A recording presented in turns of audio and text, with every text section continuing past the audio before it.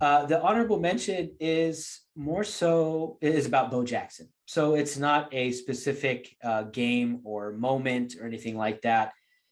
It's just the tragedy that was Bo Jackson's very short NFL career, and just how unique of a story he was, and how unique of a player and athlete he was. So Bo Jackson isn't just one of the great what if histories or stories in the history of the Raiders, but one of the great what if stories in the history of sports. So you put Bo Jackson up there with Deion Sanders, Michael Jordan, Jim Thorpe as, the greatest athletes in American history. And he probably could have played any sport that he wanted. If he wanted to play in the NBA, he probably could have done that too.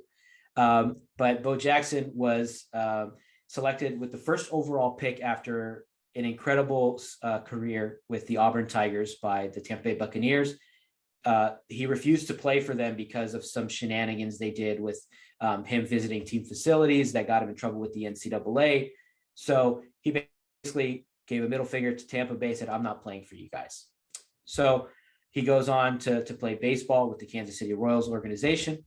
And Al Davis, who we talked about being a risk taker and a maverick, takes a chance on drafting Bo Jackson with the 183rd pick. And the incredible thing is he tells him, hey, man, you can play baseball all you want, but as soon as baseball season's over, come play with us. So Bo basically, after 6-7 months of playing baseball, would join the Raiders in October because the Royals weren't very good, so he wasn't going to the playoffs.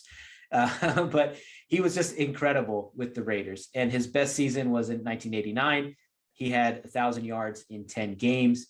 And he basically took over the starting running back job from Marcus Allen, who he's a Hall of Famer. He's one of the greatest running backs of all time. So in the 1990 playoffs against Cincinnati Bengals, Bo Jackson breaks off one of his trademark long runs, gets tackled by a Bengals player. And because of how strong he was, he basically ripped his hip out of the socket. Whoa. So it was basically the Tua injury, but of course, 30 years before, or 30 years ago. So the technology wasn't there to be able to fix the injury. So basically that ends his NFL and essentially his MLB career as well. He tries to come back, but doesn't play very well after that. So I know this is an honorable mention and I've talked about it quite a bit, but the question is, what if Bo Jackson never gets hurt? Do the Raiders become, contenders in the 90s? Does Marcus Allen leave even earlier because of his relationship with Al Davis? Does that degrade even faster? And I mean, how sustainable would it have been for Bo Jackson to play both baseball and the NFL for the rest of his career? But it's just not so much a Raiders what if, but just a sports history what if, which is really fun to think about, with what Bo could have done in all these sports. Yeah, the Raiders had a chance of having Brett Favre and Bo Jackson. I mean, let's do some Raiders fan fiction, baby. What could have been, man. What could have been. Yeah, an incredible athlete. Yeah, he was amazing.